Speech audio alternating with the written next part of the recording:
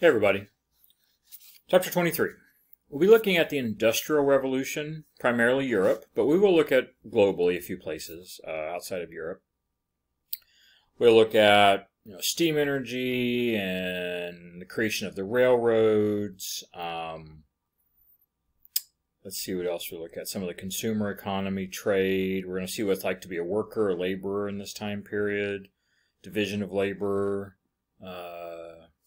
Sexual division of labor, things like this we'll be looking at in this chapter. And it does primarily focus on European, but that is where the first modern industrial revolution occurred, the first, and really sort of the second one too, actually.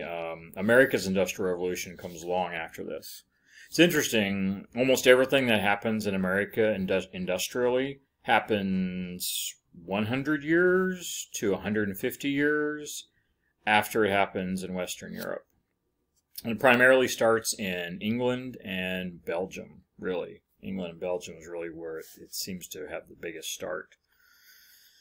All right, and we start there. We start with England. All right, probably due to the Enlightenment, sort of all the scientific revolutionary ideas we see in Europe, progress, experimentation, science, medicine, technology. And you combine this with all of the wealth, all the money being generated from all the overseas trade and the colonies, the global colonies, all the revenue being brought in. It made England incredibly wealthy. All of that together allowed them to invest into all kinds of new technologies, new industries, take risks, experiment. And it was heavily invested into because there was so much money available and there was such potential for how easily to multiply your investment over time, in many cases a very short period of time. All right, so agricultural productivity, that's the basis of everything. Make sure you understand that. The basis of any type of growth, expansion, progress, it always starts at the bottom with agriculture. Agriculture, you need the people, you need the food, to have the people produce, to have increased productivity, to have health, to have longer lifespans, to basically keep the workers energized, working in these highly intensive, laborious, degrading, demeaning, oppressive, violent, dirty, filthy jobs. The life of a laborer was... We talk about the life of a peasant in previous chapters. It was basically just miserable life, at least compared to anything we would think of. The life of a laborer in industrial England was worse. So we have increasing agricultural improvements, increasing farm yields, which increases populations, which has other effects. More people to work in the factories. But at the same time, more food means greater supply, which means there's actually cheaper food. Food is cheaper, more plentiful. There's greater variety due to all the international trade. And that also means people can spend more money on other goods. And that's the thing. The factories are producing goods. It doesn't do you any good to make the shit if no one's going to buy it. So you got to have people out there buying it. So you've got increasing revenues, even for the poor. They can buy more goods. They have more money to spend as opposed to spending on food. The food they have is better quality. Anyway, all of it's sort of circular. Each one adds to the other part, and it's the circular thing which leads us to the Industrial Revolution. All right, so we have let's see, we have increase in expendable income, more people, more goods, domestic markets improve, the economy becomes stronger, all of that. Manufacturing expands. That's sort of all the stuff I just said. The only thing I didn't mention was farming methods on there. This new technology allows improved farming methods, improve yields of agriculture. You have fewer people producing more food. That's another thing we're going to talk about, because we don't need as many people working on the farms because less people are actually making more food than was originally, and so that frees up a lot of people. And where are they going to go? They go right into the factories. All right. Let's see. Agricultural technology improves further. Fewer small farms. We see larger farms, more commercialization of farms, more basically like factory farms. And don't get confused. There's no mechanization yet. We're not talking about machines or anything. We're not quite to that point yet. But it's just there's machines doing a lot of the manual labor. You know, you can pull a lever on something and have a machine cut like this right here in the image. It shows you right there. You have 2 horses and 1 man pulling this machine across a field, which cuts down all the wheat. That is a machine doing a lot of the work. Basically, you got 1 man, 2 horses doing the work of probably 5 or 10 people. Because normally it's really slow, it's a laborious process, you have to walk across the field cutting and cutting all day long, and this dude just sits there and, you know, go horse, and does the work of 10 people. So you free up all those folks to do other things, like work in factories. Alright. Let's see, farm chores became less labor intensive, required fewer hands. Obviously, 1 person doing the work of what would have been 10 people and very labor intensive. This left a lot of rural wage earners relatively mobile. Again, you don't necessarily need you on the farm, and they became free, and of course they can join the industrial labor force. They go from farm laborers to wage laborers. We are wage laborers today. We all have jobs. We get paid wages or salaries. That wasn't the way. A peasant didn't get paid a salary or a wage. You lived on a farm your entire life. You gave a lot of it to your landowner, to the lord, to the aristocrat, and you kept a little bit for yourself, or you gave it to him, and he would then supply you your needs. Many people would grow their entire life, live through their entire life, and have little or no money ever, really. At least not by our type of standards.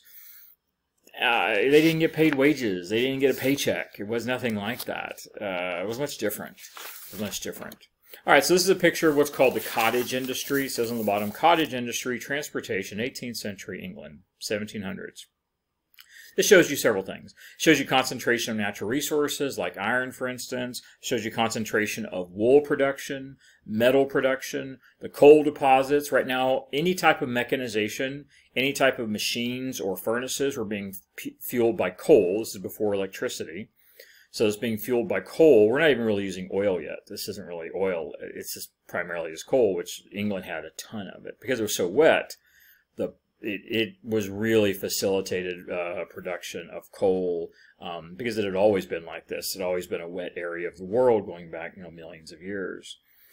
Let's see what else it shows here. The cottage industry. What is that? I'm not going to go into detail on it, but basically it's the idea that before goods were produced in factories, they were produced at home in cottages. That was sometimes a term referred to someone's small home would be a cottage. So before there was mass-produced clothing and shirts and socks and shoes and pants and all kinds of other goods in the factories, people made it in their house. People made it in their home. It was basically farm-made goods. Now, what's the difference between that and like just you make your own shoes or socks or shirts? Sure, that's your own clothes, which was still common. People often made their own clothes. But this is where you made the clothes in your home. You, your family, your husband, your wife. Maybe it was the wife and kids doing it while the husband worked on the farm, for instance. And then you would sell it to the market. You wouldn't make it just for your family. You'd actually make the goods to sort of sell it out. This is kind of also what's referred to as piecework sometimes, how our women and kids would stay at home and make individual pieces of goods. And this cottage industry is interesting. They figure out to take all these people across the countryside, and there's thousands and tens of thousands of people doing this, to take all those folks that are making all these goods and to centralize them, to put thousands of people making shoes and socks and clothes and put them all under one roof. Boom! You have a textile factory. All right, the first factories, voila, textiles. This really began with these cotton textiles, anything made of cloth. This putting out system is part of it too. This is all associated with this cottage industry. So it depended on individual craftsmen to begin and finish a manufactured item, such as spinning and weaving cloth. So they would, the demand for these products forced changes in the putting out system, influenced the development of mass production, which was most relevant in the textile industry. This outwork system, the cottage industry, it's all related. It's all very similar. It's all basically the same type of thing. Not 100% the same, but close enough for our purposes. This was a system of outwork, working outside a factory. But the difference with the outwork system and just the cottage, it was just made in the cottage. It was just made there. outwork system is part of it we made in a small factory or processing area, and part of it we made at home. So it was a half and half is really the outwork. They did part of the work out, part of the work in sort of a central location. That's sort of a medium point. A medium point from cottage to outwork, or the putting out system, same thing, to the factories. It's a midway point between the cottage industry and the actual factory system.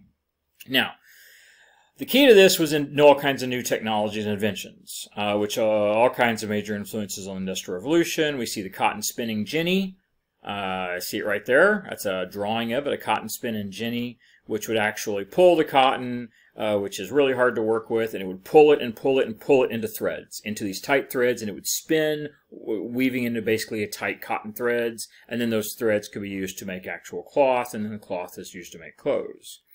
This cotton spinning jenny originally was only, years ago, it was just one woman doing it. Then it developed 2 and then 6 spinners, all the way up to, some of the bigger ones had 24 spindles, they were called. So you had 24 individual spindles spinning, each one pulling, so you had 24 threads being pulled. And these factories got to the point that they had all these spindles on these big machines running 24/7, running all the time. You see some images of it here of ones a little more modern. This isn't really the 1700s. This is more like mid-1800s version, mid-late 1800s. But that's what these are. These are all just textile machines, literally as far as the eye can see. As I'll mention later, England becomes the #1 textile producer on the globe. As a result of them getting into this Industrial Revolution first and them sort of birthing the textile mass production industry. So you have one woman basically doing the work of 10 women. Pretty impressive. Again, like the farm work, the new technology, the new machines allow one person to do the work of 10. Incredible productivity, freeing up people to do other things. The water frame was a big spinning machine, had hundreds of spindles, operated by water power, and could sometimes be in a factory of up to 1,000 workers. 1,000 workers in one factory, and the water frame pulling all this thread, making all this cotton, making thousands of pounds of spinning thread every day. Of course, that begs the question, where'd they get all the cotton? Where'd they get all the wool from it, and all of the cotton or the wool? This is wool. This is really primarily wool, I believe, not cotton. If I said cotton, I apologize. I think this is all wool at this time. Where'd they get it from? Of course, from sheep. They got it from the animals. England had millions of head of sheep all over the place.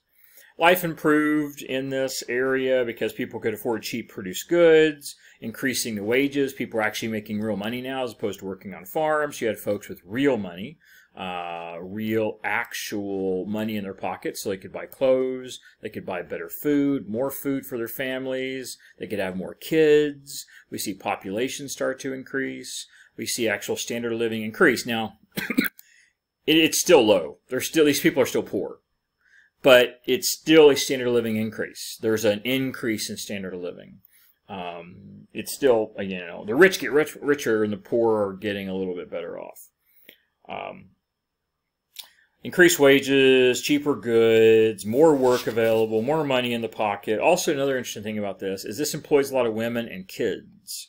We start seeing a lot of women and children actually working in these industries, which it's got really 2 very different ways to look at it. One, positive. That now, previously, if there were any wages brought in, it was by the man, who might have sold his goods at market. Some men did have regular jobs other than farming. They worked in labor or something. If you worked on a ship or something, you got regular wages, for instance. So we have a much increase in revenue. The families are bringing in a lot more money. We have the father working, the mother working, the kids working, much greater income and revenue, which helps the family in many ways. The very dark side of it is, though, these women and kids, and of course the men were too, but the men had always been. But now we have the women and children, which are all now being oppressed. They're working in very physically demanding jobs, 100-hour weeks. Injuries are common. You got, kids and, 8-year-old kids, instead of going to school, they're working in factories. England had this massive poor labor force, and the factory owners used it.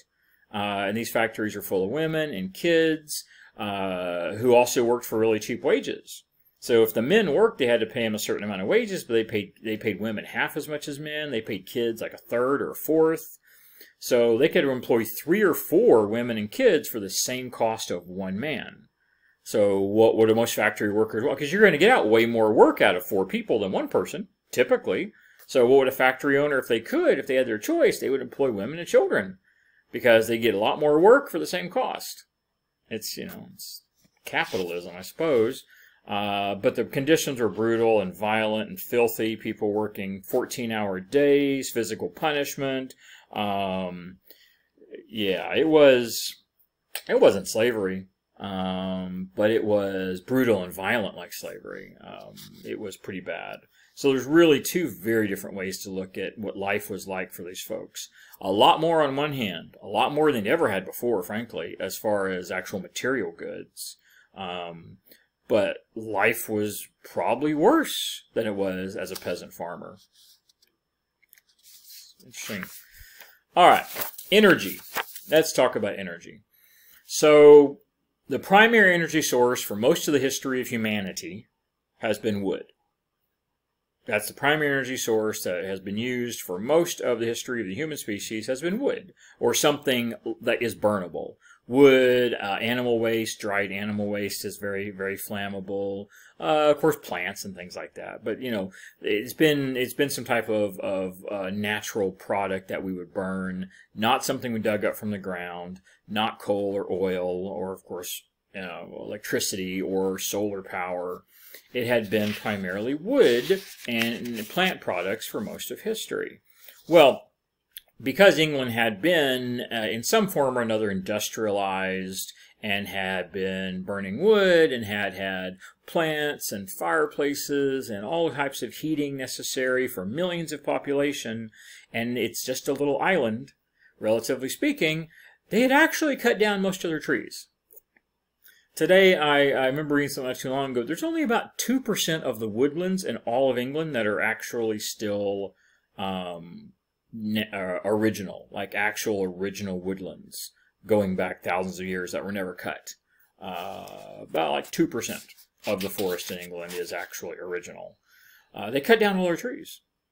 They needed to use those trees to power homes and then to power the industry. Then they finally do discover coal, and they also have peat, which is actually something you get in bogs, which is, once it's dried out, basically it's old sediment that settles at the bottom of bogs, and once it's really dried out, it's also very flammable. But they'd used up their trees, and they had to find other sources. That was one of the important things that they actually expanded colonially into North America. The North American colonies, what we here in America call the New England area, up in New England, Massachusetts, and north of that, the #1 industry for years, England was cutting down trees. It was logging. They cut down the trees and shipped them back to England to fuel their industry. Because even when they did start using coal and peat and other things, whale oil and stuff like this, they still didn't have enough. They still needed shiploads and shiploads of trees coming back constantly to fuel the factories and also build homes, build homes and things like that. They ran out of this. So coal becomes an alternate source. It produces a significant amount of heat. And eventually coal replaces vegetable matter, any type of vegetable or plant matter, to actually start heating up the island and heating up the factories and whatnot.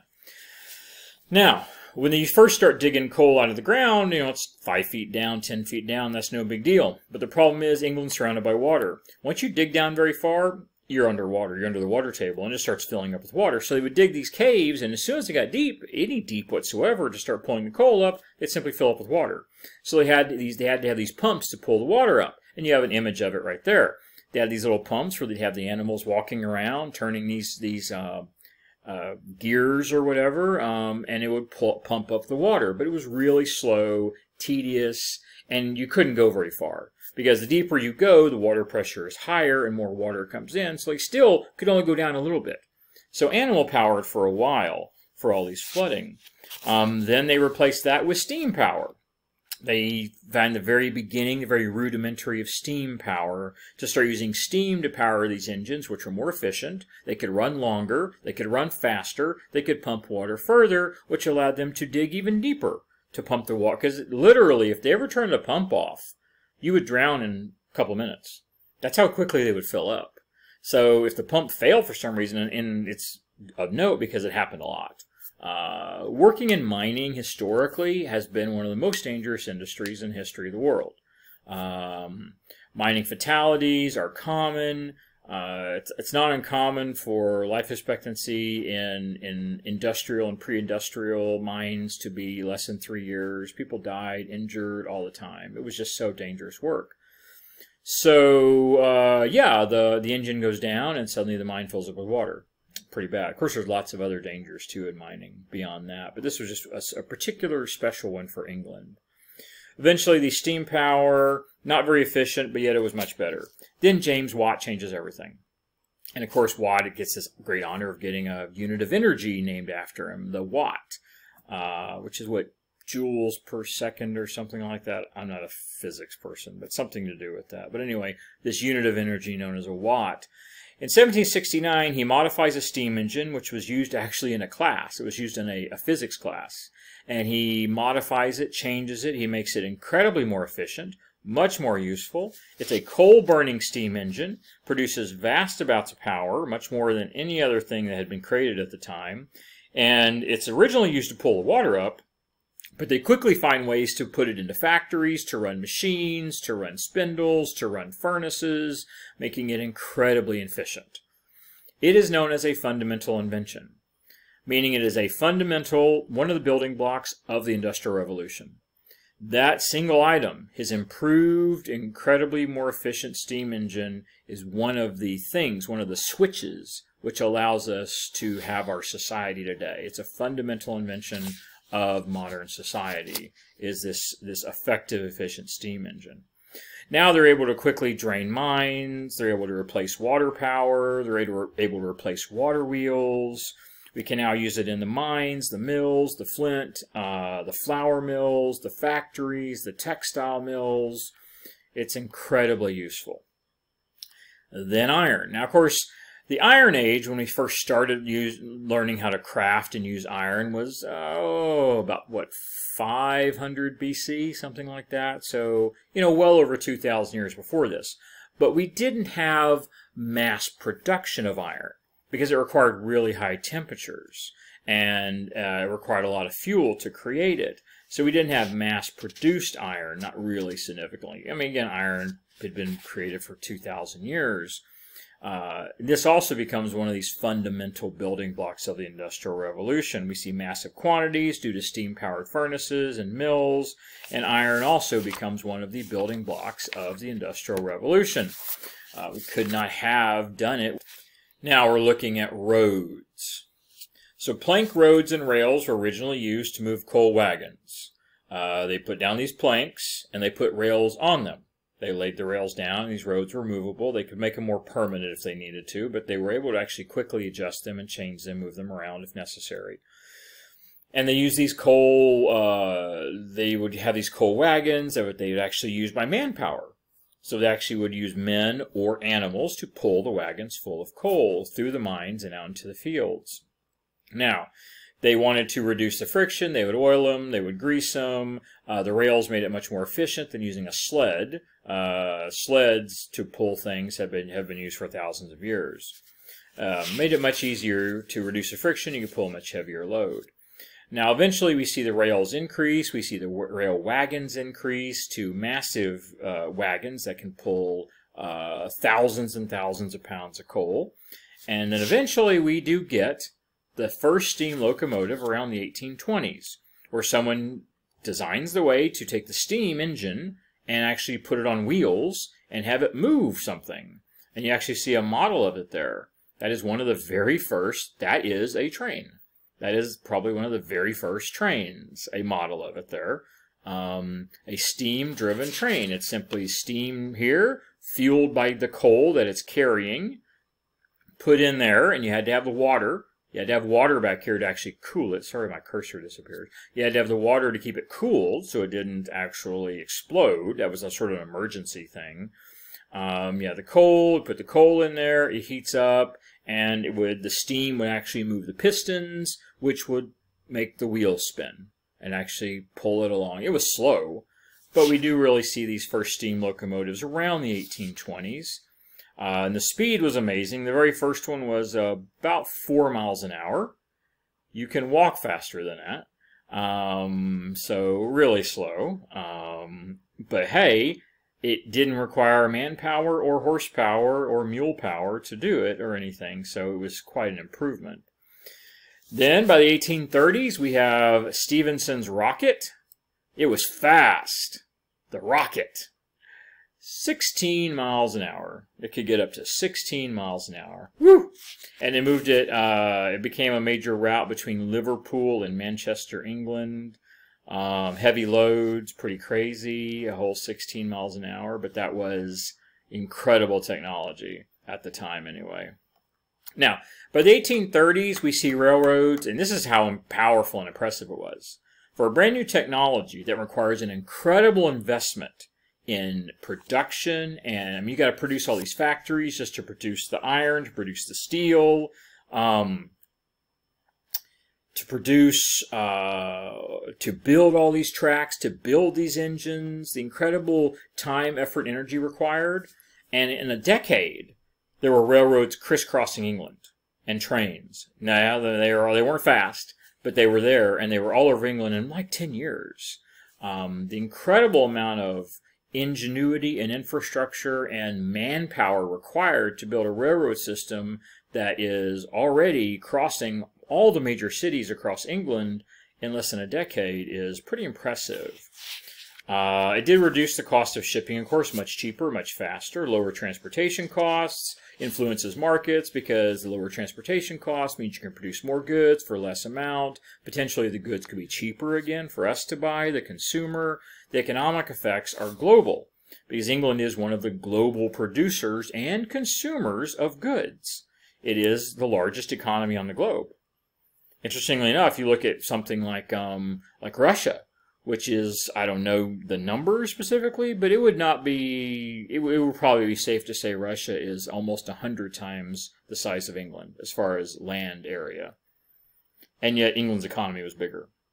They had the largest economy in the world by the mid-1700s. Late 1700s. And then they have this time period here by the mid-early 1800s. They're still probably the largest economy in the world. America is not at all caught up with them yet. We don't really hit that mark till after late 1800s, early 1900s, really before that becomes us.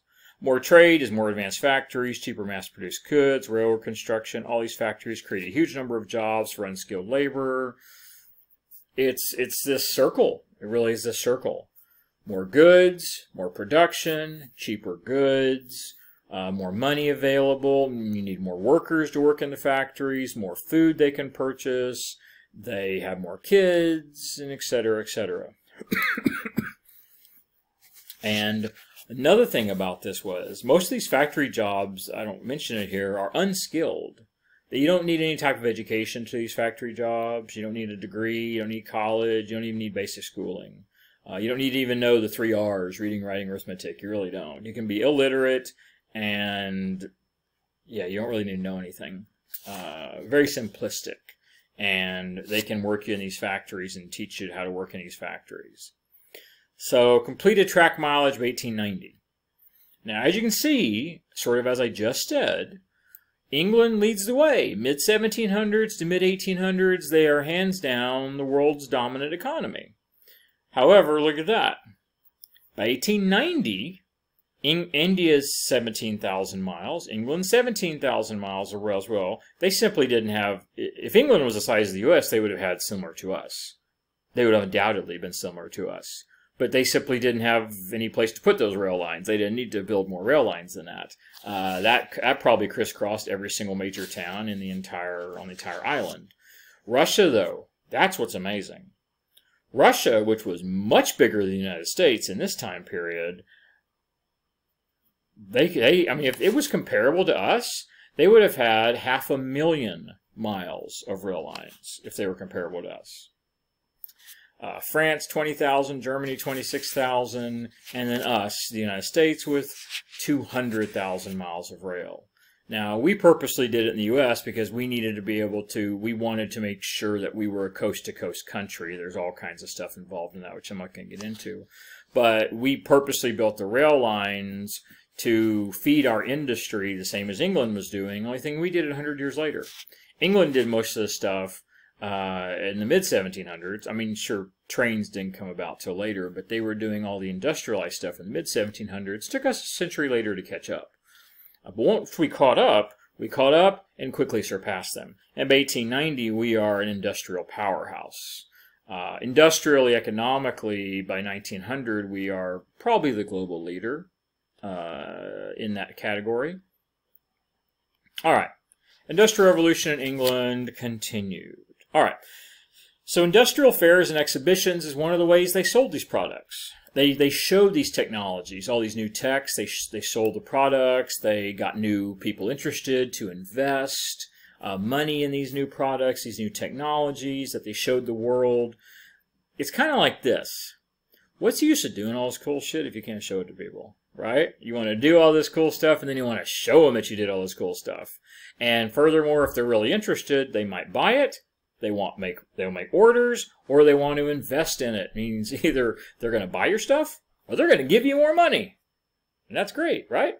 And that's what you want. So these fairs and exhibitions were used to show off and generate interest, etc., sell products, investment. We see this all over the industrialized world. The Western Europe and England, we see this. All this new innovation and technology. It's very interesting. This is a painting here at the bottom of the Crystal Palace. This Crystal Palace, built in 1851. It was a masterpiece of glass and iron construction, drew millions of visitors by 1851. And by this point in time, by 51, England produced 1/5 of all manufactured goods in the world. 220 plus countries, or give or take, and 1/5 of all manufactured goods on the globe came from England. Yeah. Pretty crazy. About another 1/5 came from the United States. So between England and the U.S., they controlled 40% of the world's economy, pretty much. Britain's gross national product increased 4 times in this period. It was becoming, had already been, and it was still the richest nation on the planet. The British economy expanded, improved opportunities for the public. The British population expanded, of course. Population growth. The really interesting thing is there are always doomsayers, people that come along and say, you know, this is all bad. This is bad, bad, bad. Now, don't get me wrong. Industrial Revolution was bad in many ways. Big picture, great. It really was. Great big picture. It moved the entire world into the modern era. But for the actual people doing all the work, the actual workers, the laborers, it was terrible. Violent, filthy, disease-ridden, physical. It was 14-hour, 100-hour weeks. I mean, it was bad. It was really bad. It was a really violent and painful and oppressive and dirty, filthy time. It really was. A lot of folks were, I don't want to say happy is the right word, but a lot of folks were generally content. They drank a lot. They drank a lot. They also consumed a lot of these goods they were producing. They were able to have more than poor people had ever been able to have in the history of the world. There were a lot of people who were critics of this. Thomas Malthus, for one. His essay on the principle of population. Now, he presented all kinds of concerns. He actually claimed in his writings that he believed that the population would actually outpace the ability of food to support it. In other words, the population would get so high that the amount of food could not support it, which would lead to an inevitable mass extinction event of the human species. We would outconsume the food, we would cut down all the trees, we would eat all the crops, we would kill the animals, do this massive production, this massive population growth, which would lead to a massive famine, disease, starvation, economic collapse, warfare, civil economic strife. He basically foretold the general end of modern society. Didn't happen. Yeah, didn't happen. And so his solution to this was, the term isn't used yet. I don't know where this term was birthed. I talk about it in the U.S. history class. But the term we would use is what we would call eugenics, which is the science of human production, reproduction. It's basically a science of the controlling of the human population. He believed populations had to be limited, controlled, people had to stop being allowed to reproduce, even if it had used draconian means, even if it required sterilization, or even at its extreme, maybe even genocide of certain populations. He talked about this stuff. Legitimately, he considered it scientifically that it might be necessary to kill off populations or to starve off populations or to sterilize populations, because the world simply would collapse. It could actually be the fall of human society if this population growth continued like this. I don't know what the world population was in this time period. I'm going to spitball and throw out it was 1 billion. That's a guess. What are we up to today? We're almost at 8 billion. And I've actually heard scientists recently say that the Earth, at the rate we're going right now and the way we have food production right now, the Earth could probably support 40 billion. Now, that's food. That is not in any way talking about what the damage that would do to the climate. That would, of course, be catastrophic to our climate and our seas and air and everything. But as far as actual food production and food capabilities and farm acreage and all the synthetic and genetic products we have today, that the Earth could probably support 40 billion as far as food.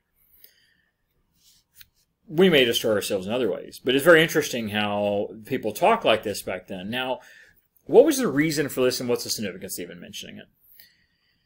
This really frightened a lot of people.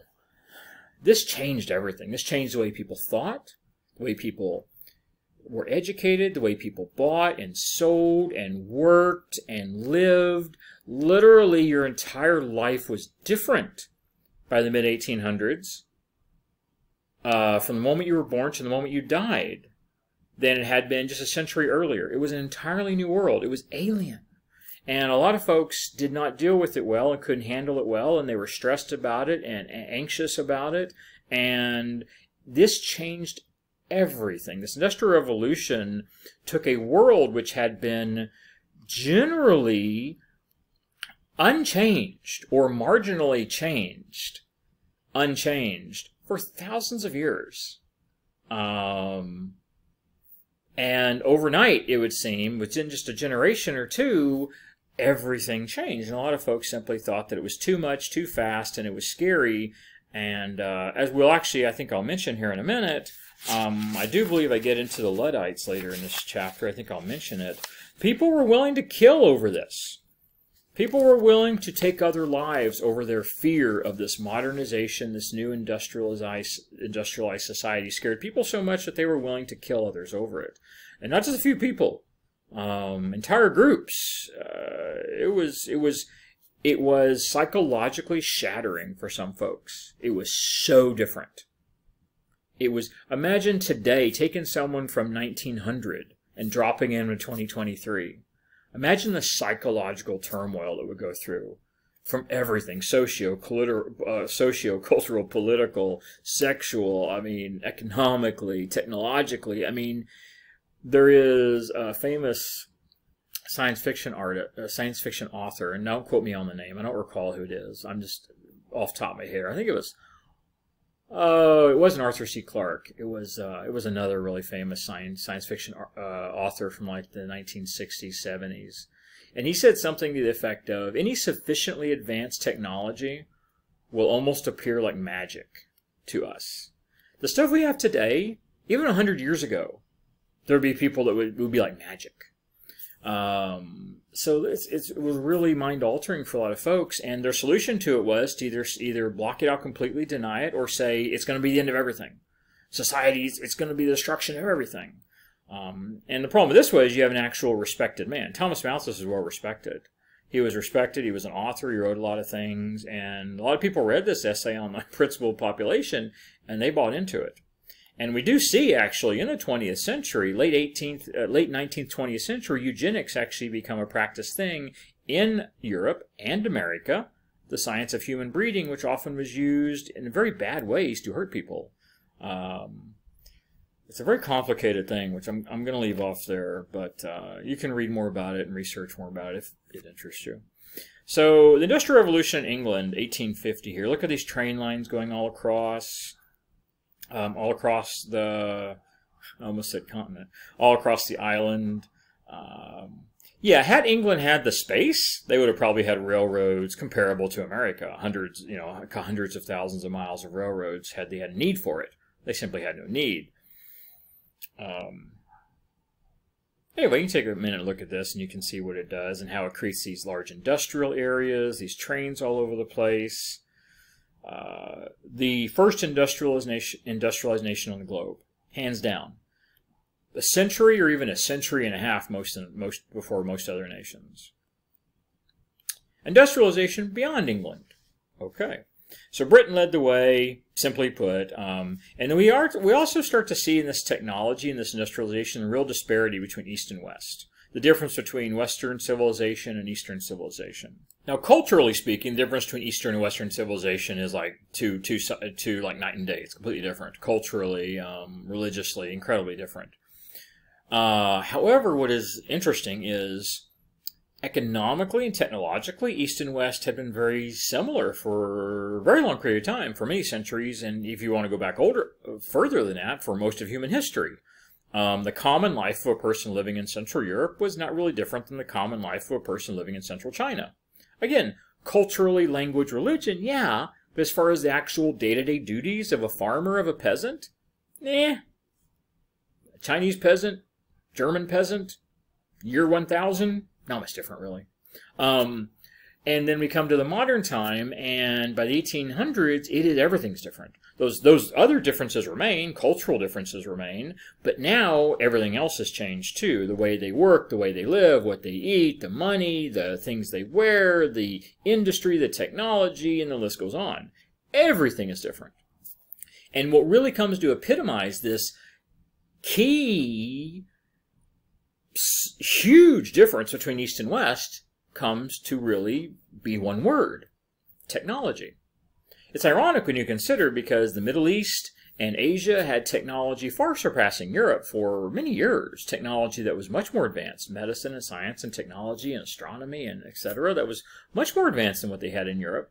But by this time period, as a result of all that global trade and all that revenue being brought in, and the scientific revolution and the Enlightenment and all that kind of stuff, Europe comes to way leap over and way leap beyond the rest of the world technologically, which allows it to militarily come to dominate the entire world. This economic global race of conquering the world economically, militarily, and it becomes to really define East versus West. China and India were major participants in this. China was a trade partner. India was often controlled or colonized by England as well. We see their involvement in world trade. China and India have been involved in world trade for centuries. The Industrial Revolution does allow Western powers to compete and surpass Far East Asia in production, in goods, in manufactured goods, in actual generation of wealth, with U.S., Belgium, and England leading the way. These become the three most powerful technologic nations on Earth, are these three. Britain first, Belgium following right behind, and then a century later, the United States. And with this technology, it allows them to come to dominate the global economy and global trade, manufactured goods, weapons, and eventually military and other technology. Allows them to come and dominate.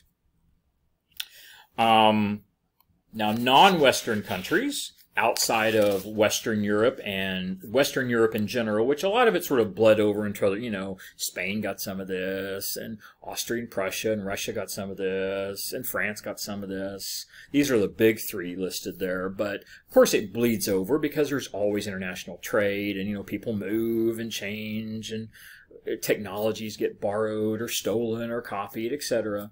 So these countries are big, and then it sort of comes to filter into Europe in general. But it doesn't get much out of Europe. And so non-Western countries' economic ability decreases dramatically. They're not able to compete economically. They're not able to compete technologically. They don't have the trade routes, the ships. They don't have the access to all these resources because these countries are colonizing the globe, pulling resources from the whole world and trucking them back into Europe to make all these goods. And of course, they're often pulling these resources from these Eastern countries. They're often pulling these natural resources out of India, Africa, the Middle East, out of Asia, out of the Americas. They're actually sapping the natural resources and the manpower resources from these other countries, as we've already talked about. So again, below all this, say that differently, before all this really happened, before this Industrial Revolution, the world was relatively similar technologically and economically. Sure, there's a little bit advantage here, a little bit here, but relatively speaking, technologically, economically, we don't see that much difference between East and West until the Industrial Revolution. And then we see such a massive change that by 1900, the West, as we think of it, which was primarily Europe and the United States, but also includes a few other places like Canada and Australia, places that are European or descended from European colonists. They come, even though the actual landmass of Europe and the United States is like 5% of the global landmass, they come to dominate the entire globe economically, and the revenue generated and the economic power generated and the military capabilities of the West, Europe and America, 5% of the world's landmass, comes to be greater than the whole rest of the world combined. And of course, that sort of really sets the stage for the modern age, the modern era. It really leaves them out. They stagnate, they fall behind, and this is actually, in a way, this Eastern decrease is interesting. The West increases dramatically, I've just explained. The East sort of stagnates, which means doesn't move. And you might say, okay, well, the West gets much greater and the East basically stays where it is or just slowly increases. It actually doesn't. It actually drops. It doesn't just stay where it is, and it doesn't get marginally better, as you would think. Had it been left alone to its own, it would have still gotten a little bit better. It actually doesn't get better. It actually decreases. Because the West comes to dominate and control and divert all the resources to themselves, economically and natural resources. And they pull and sap these resources and people and natural goods out of these areas. So not only does the West increase dramatically, the East doesn't really stay stable and stagnate. It really actually gets worse. They actually sort of go backwards. Isolationism is also another problem. That is one interesting issue. These other places in the world were also kind of isolationist. China, for instance, had closed its borders to the West. Japan had closed its borders to the West on pain of death. A Christian stepping foot on the Japanese land in this time period was a death sentence. You'd be executed. It wasn't so much that they hated Christians. It's that they hated what Christians represented. Christians represented the West, Europe and America. Therefore, they didn't want any type of influence coming in. And if the Christian was here, then there was a belief that they would have other influences of the West with them. So many of these places in the East purposely closed their borders because they did not want influences from the West. They did not want influences of non-religion or non-language or other cultural influences. And further, they closed their borders because they knew when the Europeans showed up, the Europeans were out to take their stuff. They knew the Europeans weren't there just to be friends and, hey, let's go have a drink and have a good time. And, hey, we're all friends here. No, they knew the Europeans were showing up, or the Americans later were showing up, to take their stuff, or to force them into some type of trade or negotiation or some type of deal, or to basically do something that was going to be positive for the West and generally negative for the East, whether this is India, Africa, China, etc. So yeah, when the Americans or the English or the Europeans showed up, it was basically an alarm bell to many people in Asia that they had learned over the last couple centuries you didn't want them there. Now it is, these are all generalizations. There's exceptions to everything. There's still trade going on. There's still, there's still stuff happening. Don't get me wrong. It isn't like a total closing off their borders, although Japan pretty much did. Most of the other places, there's still trade and stuff going on. But everywhere they could, they tried to isolate and push out Western influences for all the reasons I've talked about, which actually was shooting themselves in the foot. Hindsight's 20/20. They didn't know it at the time, but for these countries to do this by closing off their borders and trying to push out as much Western influence as possible to keep it out, what they also did was they kept the technology out. They kept the economic opportunity out. Even though it was not necessarily to their advantage, they would have had more access to military technology, scientific technology, industrial technology, more access to trade and global technology and ideas. Yeah, it's really sort of it's a two-edged blade, or however the hell that thing goes. On one side, if you let them in, you're damned, and if you don't let them in, you're also damned. Damned if you do, damned if you don't. That's kind of where they were in, the situation. It's understandable why many people in the East reacted this way, why many countries reacted this way, because of the way Europeans have been treating them for centuries. But in a way, they actually, in the long run, it was a mistake.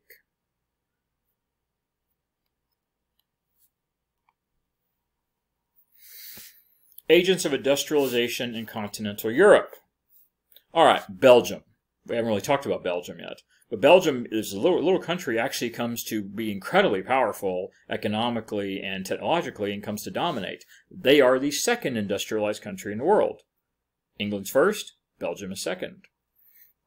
All right, this becomes an industrial powerhouse. It actually came to the point that England outlawed any type of technology trade, any type of machine trade, even outlawed people who had any type of knowledge of technology or any type of advanced degrees weren't even allowed to go to Belgium.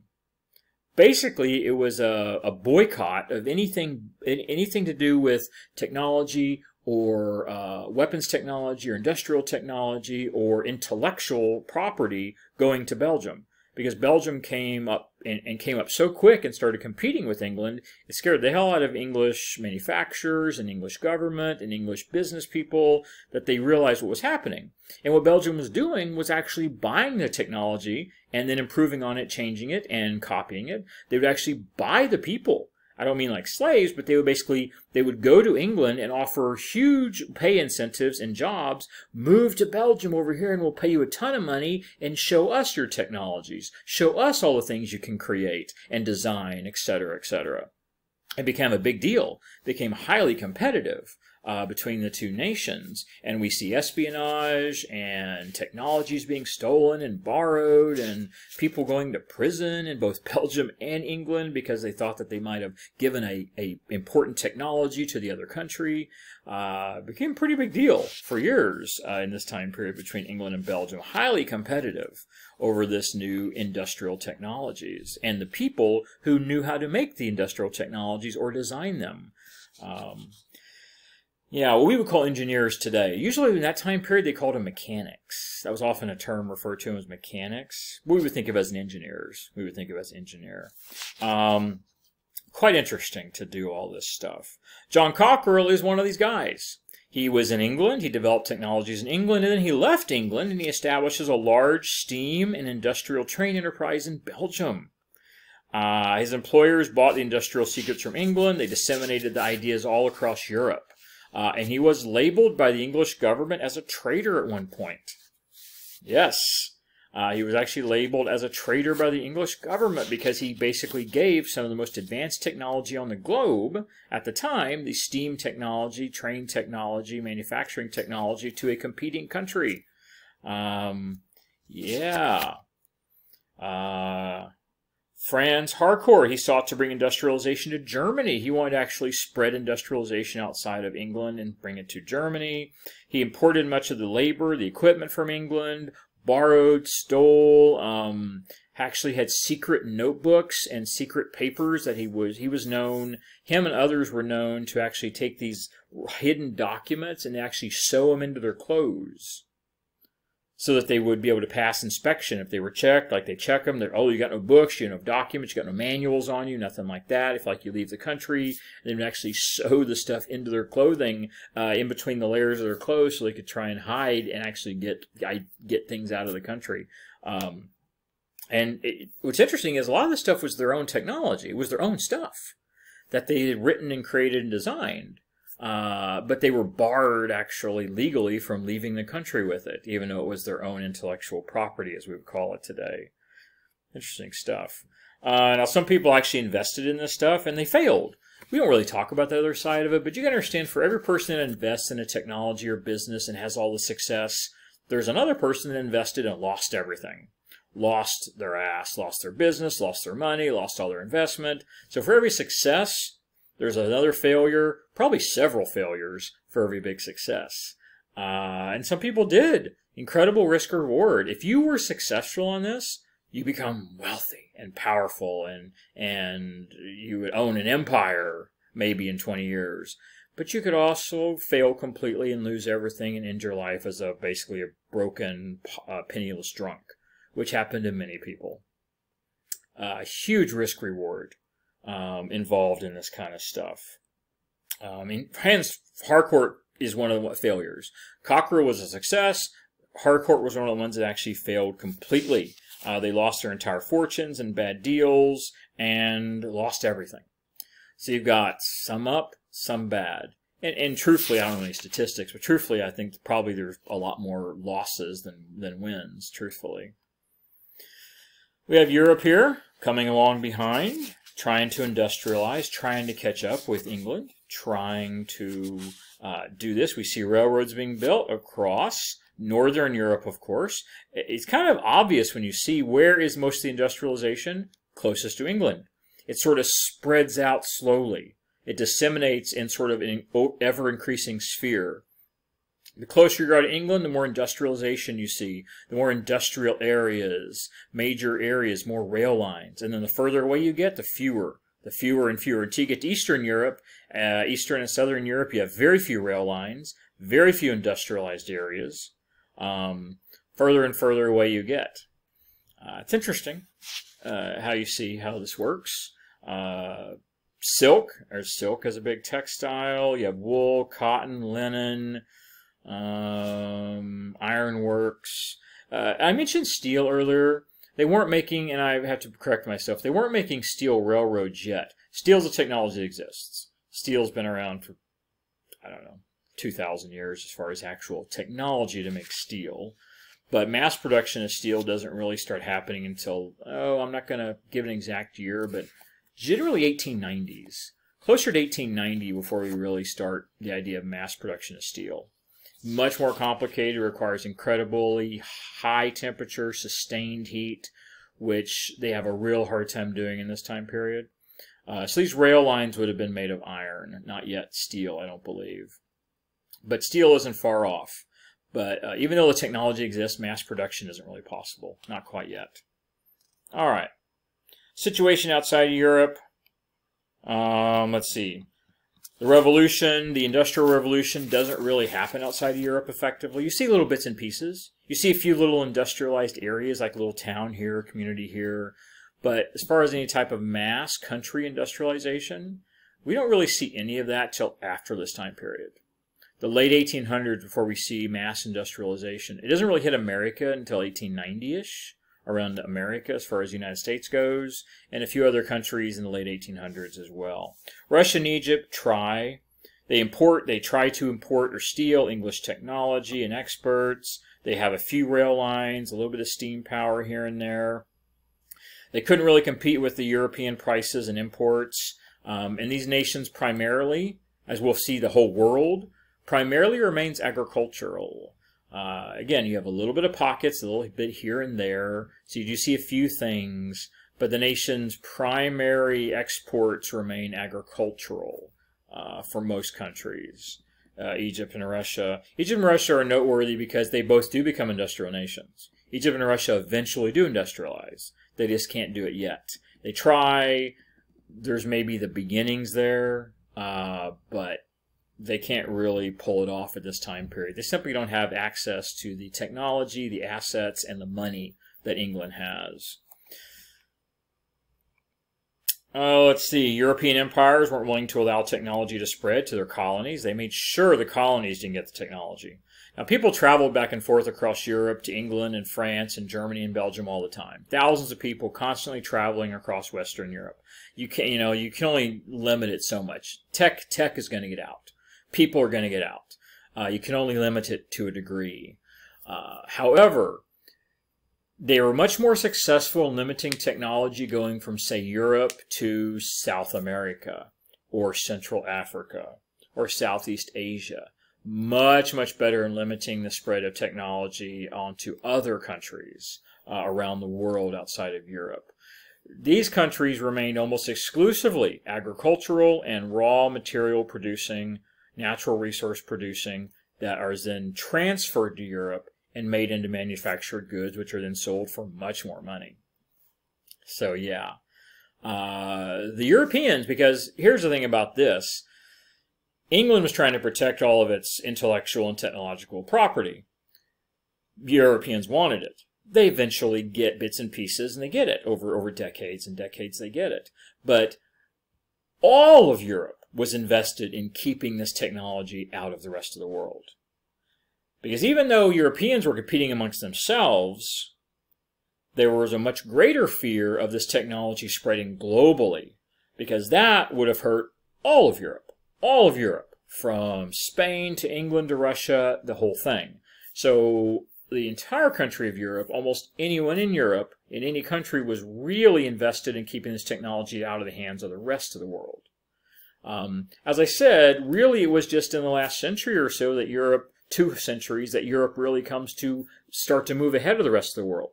Last thing they wanted is for this technology to spread globally and the whole world to industrialize and for that gap to quickly shrink again.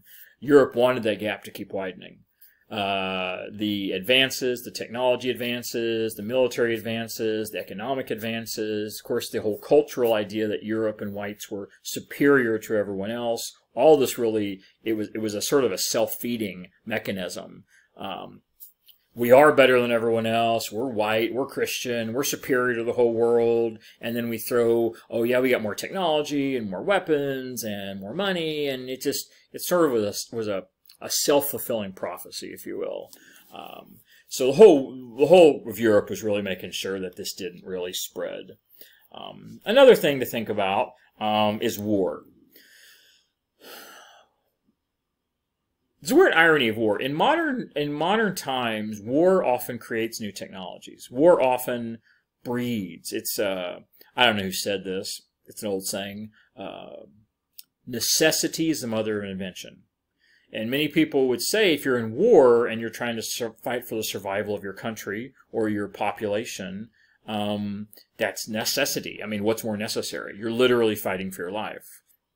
So we see in modern times technologies, war often leading to technology, leading to new discoveries and new sciences, new technologies, which unfortunately often lead to greater death, truthfully.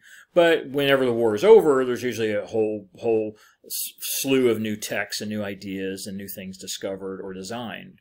Well, the problem with the rest of the world is the technologies they were using in most places were the same technologies they'd always used. There's still wars all across the globe. They're using basic standard guns from the 1700s. There's still many places in the world they're using bows and arrows and spears. And Europeans did their best to keep the new military technology out of their hands. That might have even been more important than the industrial technology. You don't want them making factories, but they're sure as hell don't want to come up with new weapons that might be able to rival your weapons, because then you might not be able to go in and take what you want from them if they start having new guns and weapons that are just as good as yours. So the military technology was probably held on to even more tightly than industrial type technology. A lot of these countries around the world were focused on wars of independence. Ironically enough, with all this going on, the Europeans, these other countries were trying to push off the Europeans, trying to get independence, trying to get freedom, trying to go from this pre-industrial age to an industrial age, which most didn't really have success with that. They didn't have time to focus on economic or technological improvements. We see lots of fighting going on, lots of warfare. They were, as I said, pre-industrial, pretty much all of them. The industries they had were often weakened by the British. And I say British, but really it meant anybody, any European country. They weakened them on purpose. They would actually pull the resources out so they couldn't build their own factories. They would keep the money from them so they couldn't build their own infrastructure. They couldn't build their own train lines, for instance. You saw in that chart that showed India, which had, what, 17,000 miles of rail line? India is bigger, or as big, or bigger, really, than the United States. So if we had 200,000 miles of rail line, India should have had something comparable. They had less than a tenth of what we had. And yet their land area was comparable. So while most of this is Europe, but I think this chapter goes, what, to 1850? We're not really involved in almost any of this in 1850. We're still dealing with lots of our own stuff at home, obviously, if you're familiar with U.S. history. But we do, by the end of the century, by the turn of the century, 1900, we are also involved in this kind of stuff. We're also involved in trying to oppress and keep down many of these countries to increase our own capabilities, our own power, our own wealth. And we do also start to pull natural resources out of many of these industrialized, or many of these pre-industrial societies, which are primarily agricultural societies. Let's see what else we want to talk about. How another thing which we did was, not us, but the Western world did, is they would take, here's a simple scenario. It was cheaper for England to ship raw resources and materials from India all the way across the ocean, under Africa, all the way back to England, ship them to a factory, produce the goods in the factory, and ship them all the way back around Africa to India. And they could actually do all that, take the goods back to India, and sell them for cheaper than Indian people living in India could produce the goods themselves. That is how good England had gotten with their mass production and how their cheap quality of product and goods that they could make.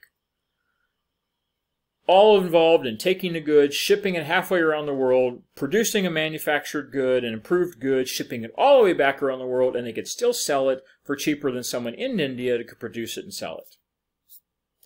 And by the result of doing that, they undermined all the economies in these at the time was called third world countries, these developing nations we refer to today, and they undermined them. They undermined their ability to produce steady infrastructure, steady economies, trade, to give people jobs, to take care of unemployment, to increase revenues. In this time period, where'd your tax revenue come from? The tax revenue often came from industry and business. They would tax the poor. Yes, the poor were taxed, but that actually didn't generate much. When they actually start taxing business, it's a much higher revenue generation. And trade, huge amount of trade, like the Dutch, the Netherlands, Portugal, England, generated massive revenue from trade taxation. These other countries had none of that. And then these European countries would come in and basically shut down the actual trade as much as they could. They wouldn't let them build factories. They'd sell goods for cheaper. What this results is many of these countries around the world, many of the regions around the world, entire parts of continents simply became economically dependent upon Europe. And And we don't really see most of these revolutions occur till after this time period. It's not really until late 1800s, early 1900s that we see most of these developing nations truly become revolutionary and truly throw off the yoke of European dominance. All right, section 3, relations between capital and labor. Labor, that's the workers. Capital is the money. Capital is the money, the investments, basically the people who provide the money, build the factories, the owners, the actual value of the money, and the ones that provide the infrastructure and the building and everything. And then the labor, all the people who actually make everything, who produce all the goods, the workers, you and I, the actual people working. All right. As this really went on, and this Industrial Revolution went on and on, by 1850 it's well established. It had been there for 100 years now, and England is probably the greatest manufacturer on the planet of goods. More and more critics, more and more people became critical because they realized how rough life was. Rough was bad as a peasant. Life was bad as a peasant. Life is now worse as an industrial worker. It just is. It's a worse life, actually. The sad part about it, of all the food and the increased production and increased longevity for some, although it needs to be clear, if you lived in a rural area, you did have increased longevity.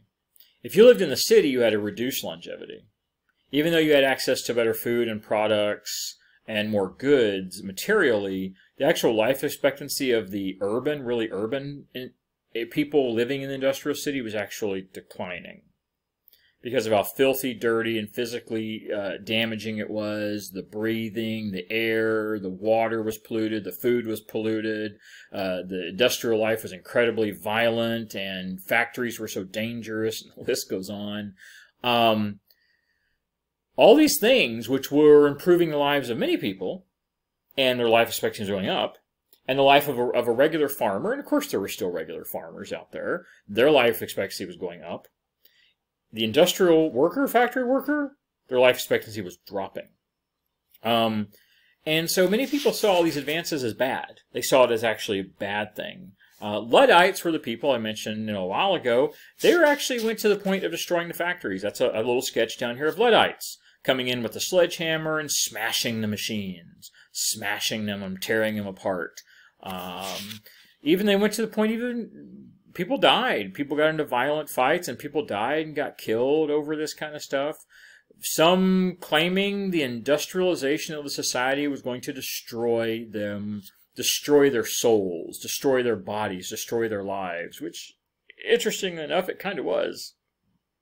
Can't speak to the soul, but as far as all the physical parts of it, it kind of was. Life was worse in industrial society for industrial workers than it was previously, with all these things coming about, all this new stuff, and all this money that was coming at them, relatively speaking.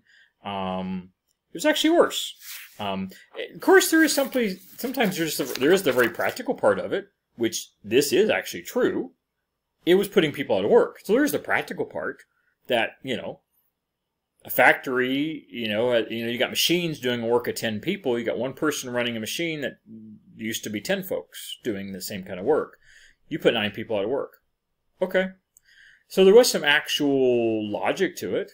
Machines did put people out of work a lot of times.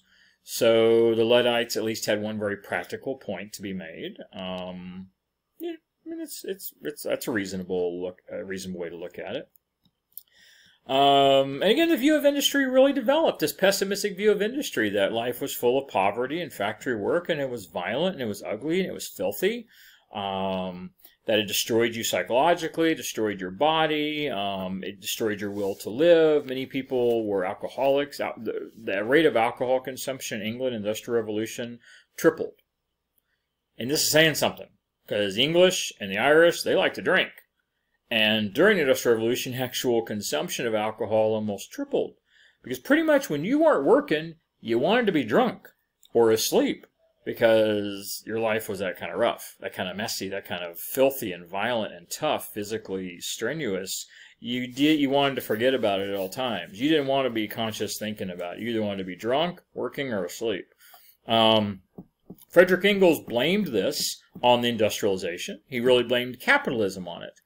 He believed capitalism worked hand in hand with industrialization to take advantage of and use people, to basically use people and to oppress people. That's an argument you could make. It kind of certainly looked like it in this time period, exploited the working class. He even went so far as to call it mass murder. Frederick Engels called the industrialization and the industrialization of the poor labor force in England, which was millions of people, of mass murder. Robbery even, called it robbery, because he said, you know, workers, even though workers are getting paid more than they've ever been paid before, true, they're also, the rich people, the capitalists, the industrialists, are of course making riches and wealth never heard of before. Never even dreamed of before. Never even imagined before. The amount of money and revenue generated between 1750 and 1850 in a 100-year period was more than the wealth that had been generated in the entire world in the previous 1,000 years. And this is just Europe we're talking about. So Europe generated more money in a 100-year period than had been generated in the entire world in the previous 1,000 years. And who actually got that money? Most of it, the majority of it, went to the rich and wealthy, went to the powerful, went to the lords, the elite, the aristocrats, the merchant businessmen, the merchant lords, the merchant princes, the merchant captains, the engineers, the ones who owned all these industries and all these factories. They were mega wealthy. You know, there were millionaires and billionaires by our standards. I don't know how much money it would have been back then, but it would be equivalent of billionaires today. They made so much money. You know, yeah, interesting. Workers' wages did vary, but by 1850, wages were much higher. Disposable income was much greater. People had a lot more money. People had a higher standard of living. Now, you were forced to make this money, interestingly enough. As I said, the 14-hour workday was common. Doesn't mean everyone worked 14 hours, but it was a common for people in factories to work 12 and 14 hours a day. The men worked, a lot of women worked, a lot of kids worked. So all this money was being generated. It was sort of forced upon you. There was millions of people in England who wanted to work. If you weren't willing to work those hours in a factory, they'd simply fire you and hire someone else to do it. So you didn't really have a choice. If you wanted to work, you had to work basically as the forced labor they wanted you to work. You didn't have a choice. There were no laws protecting you, nothing like that. Wages were low. They were slow to increase. But yet they were still far more than poor people had ever earned before. It's a weird irony. All right, the labor force struggled. Standard of living increases. People were able to eat more nutritious food, and they were able to eat more food, have more food, eat better food due to the global trade we talked about. Clothing was less expensive. Clothing was cheaper, better quality. It wasn't homemade. It was actually made in factories. It was better than being stitched at home. Population increases dramatically. Housing, of course, is short. There's not nearly enough housing for the population boom. We see the population of England double and triple from the 16, 17, 1800s. It just keeps growing, which actually fueled the revolution. Because you've now got many, many more people to work in all the factories and do all this kind of work. Interesting image here. This shows the different classes. All right. You have the wealthy people walking along and walking around. Yeah, the poor people in the middle actually doing the labor and working and building. I'm not going to tell you about this image. This is an interesting one. This is one that I might end up using as a question somewhere. You need to look at it. Look at all the aspects of it. Look at it closely. You have wealthy people on the sides. Wealthy people on the sides. You have the workers, the laborers in the middle. People in poverty. You have dogs. Those are interesting, the dogs. I think it's so funny. I just started talking about the dogs and my dog came walking out. Look at the dogs. This dog here with a rope around his neck. This dog here, some sort of a puppy. You have a dog over here which is fancy with a jeweled collar and wearing clothes. Got the wealthy people. You have wealthy people here. This is actually a lady who's in rags and who's barefoot, tattered clothes. Looks like she's maybe selling flowers. You have some wealthy people over here trying to walk by. Wealthy people here on horses.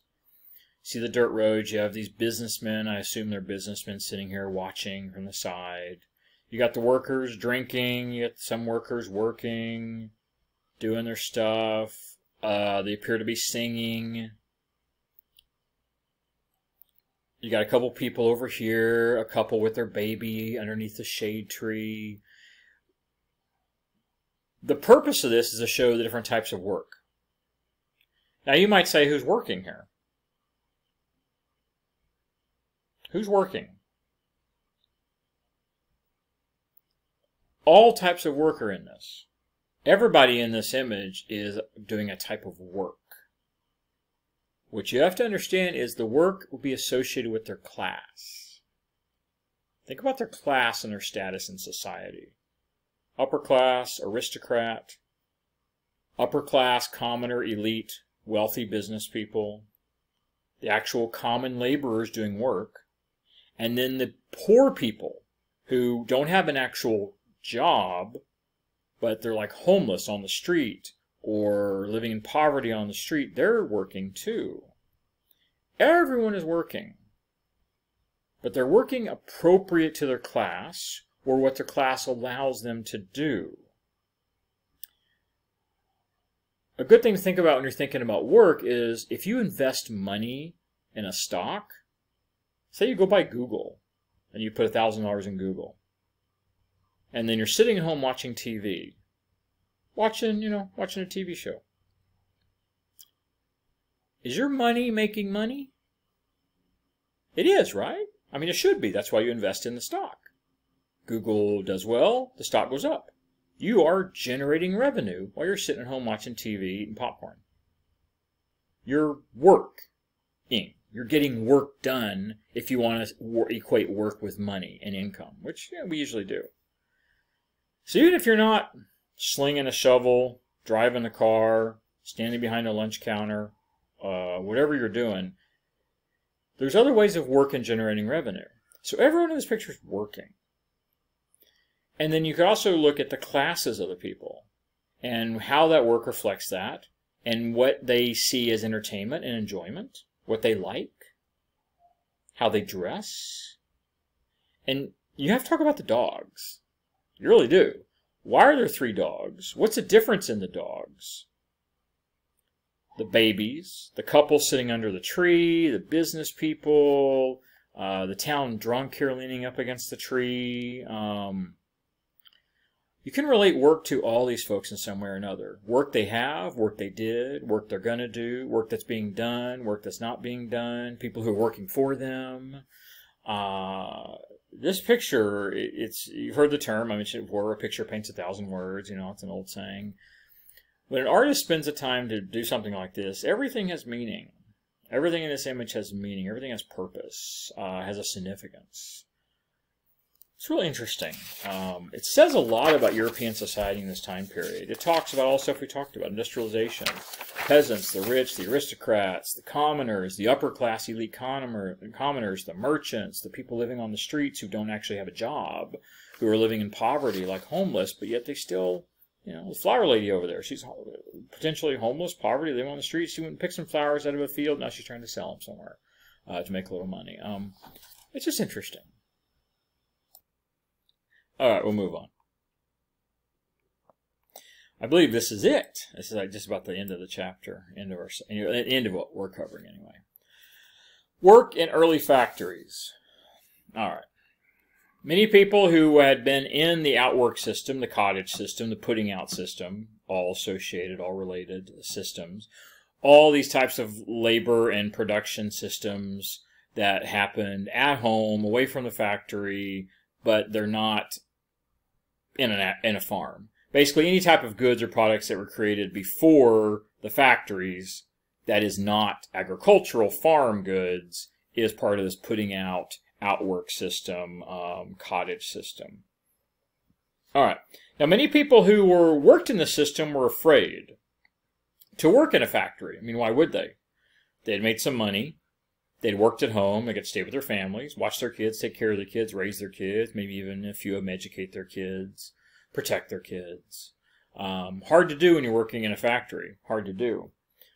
So many people were concerned and nervous about doing it. Factories expected you to keep pace with the machines. You had to follow a schedule. You had to clock in. You had to clock out. Long days. Very few break times, break periods. You had to maintain these equipment, these machines, which were sometimes big and dangerous. It was very frightening for a lot of folks, especially since a lot of women and children worked in these places. And even though farmers had maybe been working around tools and large farm animals regularly, a lot of folks, especially women and kids, were not used to working around these big, loud, noisy, smelly, smoky machines, and which you could get very seriously hurt on. So a lot of people were not worried about it. You were supposed to be there on time, early in the morning till late at night. You had to stay all day long. You had to clock in and out. That's not farm work. Farm work, you got up early and you stayed up late. Yeah, you did. But you got up when you got up. You know, if it was 5 o'clock, if it was 6 o'clock. You know, I mean, it's still early in the morning. You get up. Basically, you get up when you're ready to get up. If you want to roll over and sleep for 10 more minutes, so be it. Whatever. Who cares? Not a big deal. You kind of get to work at your own pace. Kind of get to work at your own speed. You get to work with your family. You know, if you got something you need to do today, like you work half the day, and like, yeah, the farm looks in pretty good shape. Let's go fishing for a couple hours. You could do that. You don't do that every day, otherwise your farm's going to go to hell. But, you know, now and then you just take a break and just take, we're going to take this afternoon off, spend it with the family, go have a picnic, go have some fun, go do some fishing. You can do that kind of stuff. You can't do that if you're working in a factory. You simply can't do that. You can't do that kind of thing in these long hours. Supervisors could be worthless, well, they could be, but the ruthless is what I was looking for. Supervisors, managers could be ruthless. The owners, they wanted you to produce as much as possible, very authoritative. You were supposed to produce a lot. You could be fined. You know, you come in 5-10 minutes late and they'll dock you an hour of pay, or say you don't get a lunch today, for instance. Punishments were common. Very low pay, even though it was still more money than a lot of folks had ever made. Pay deductions for very easy, or if you broke something, they take it out of your paycheck. God forbid if you get caught sleeping on the job or something. I mean, they would beat you. They were not opposed to physical punishment of children, women, or men. It could be ugly, especially the more weak you were, a woman or a child. Physical abuse and punishment, even sexual assault, was not uncommon. Poorhouse factories. This was another interesting way that it was done. Many societies, because people died a lot. I mean, this is life expectancy 30s and 40s. People died a lot. People often died with young kids still alive. And so children were orphaned. It was common. England had a huge amount of orphanages, had hundreds of orphanages. So either in an orphanage as an orphan, or in the poorhouse because you were literally so poor that you can't pay your bills, you'd live in a poorhouse, and you'd have to work. Basically your labor would pay for in a poorhouse, or they would take the kids out of orphanages and force them to work all day long to pay for their room and board in the orphanage. It happened a lot. Pretty violent. They were basically industrial prisons. You had to work for your food and shelter. You sometimes were required to stay there because they wanted you to stay and work for them. You know, you'd sleep a couple nights or eat a little bit of food, and they say you owed them $10 or whatever the equivalent was. Like, well, I don't have any money. Well, you're going to have to keep working here then. Because we fed you for 2 nights, we gave you a place to sleep, you owe us $10, you're going to have to work it off. And of course, you work off that $10, and now you've been there a week, and they're like, well, now you owe us $20. You see where it goes. It creates this system where you were in debt to these poorhouses, and England had hundreds of these places. They were all over the country. You were done. You were basically a prisoner now. You were basically an inmate of the poorhouse because you'd never pay off your debt. And they'd have you working at a factory all day long, all night long. Yeah. Yeah, pretty bad. It's understandable why some people wrote about that this was like hell on earth. Industrial life in England, and this was the commonality. This was not the exception. Working in these industrial factories was rough. It was well, hell. It was really hell, really. All right. Sexual division of labor. All right, the pattern of separate spheres. I haven't really talked about, I don't think I've talked about the separate spheres, separate sphere ideology. This really pattern develops in the mid-1800s as a part of the Industrial Revolution. The idea that women were in the private, which was home, family. And then they weren't really supposed to go out in the public. One of the reasons the cottage system was so successful is women were able to produce goods, but they stayed at home, where they could be protected, watched over, they could be isolated from other men, from other people, from potential sexual impropriety, things like this, for the wives or even the daughters, things like that. So we do see some of this start to change in the Industrial Revolution. We see married working class women less likely to take full-time employment because they were, if they worked at all, they worked part-time or they worked in the factory, they would have kids. Therefore, they were supposed to take care of the kids. But what might happen is what showed here in this previous picture. They might take their kids to work. One of the leading, really the two leading things that put children in the factories, and there were a lot of kids in factories, I'm saying thousands, probably hundreds of thousands, was the two things that the families couldn't leave their kids at home alone because father had to work, mother had to work. And education wasn't really a thing, a public education yet, so the kids had to go work, often going with the parents, or they had to go work. And number two, because there were so many people injured and hurt, and people died young, and there were so many hundreds and hundreds of orphanages, the kids were forced to work in these factories because of the orphanages to pay for their room and board. You have these two little kids here. What are these kids, like 8 or 10 years old maybe, and they're working in a factory. They would use them for both work, of course, but they also often would use them to repair the machines because it was cheaper and quicker and faster to take a little kid and actually have them crawl into the machine to repair something small and easy to repair, rather than having to disassemble the whole machine to repair a broken sprocket or something. They could actually have the kids crawl into them. And of course, these kids often would get hurt and mutilated and even killed. Ugh, it's gruesome. All right, so women had the private sphere, and the public is really where they weren't supposed to go. But if they did go, they might take their kids with them. But when they got older and had several kids, if they had the means, they would stay at home in the private. If you're middle class or above, you weren't really supposed to work, and so you would stay at home, having their children. Now, you would then tend to the private. You'd take care of the home, the domestic, the good. You'd be the proper wife, the proper daughter if you were younger, the proper mother to your kids, stuff like that, while their husbands really did the public stuff. When it's on the farm, it doesn't matter. The guy goes out and works on the farm. The wife stays around the house, does all the stuff around the house, takes care of the kids, does some piecework at home, or does all the other stuff necessary, the clothes, the education of the kids, the making of the food, etc., while the man works out on the farm. And, she might take care of the animals while he's out doing the farming. But that is all sort of in the past now. We are in the industrial society, and the men are now working in the factories, and the women also are going to do the same thing when it's necessary. When the husband's not there anymore to make more money, more revenue, they can't do the piecework anymore because the people who run that industry don't want them working in their home. They want them actually in the factory working. And a lot of women wanted to do it too because they could actually make money. And now some women actually chose this because, hey, they wanted to get out of the home. They wanted to go have more experiences. They didn't want to sit at home all day taking care of the kids. Some women did. Some women did not. Some wanted to actually have jobs and have careers even, especially younger women. Younger women who didn't have several kids or have kids yet often saw this as an opportunity to get out into the public. So for most of human history, women have been in the private sphere, the home, and sort of isolated. And that's worldwide.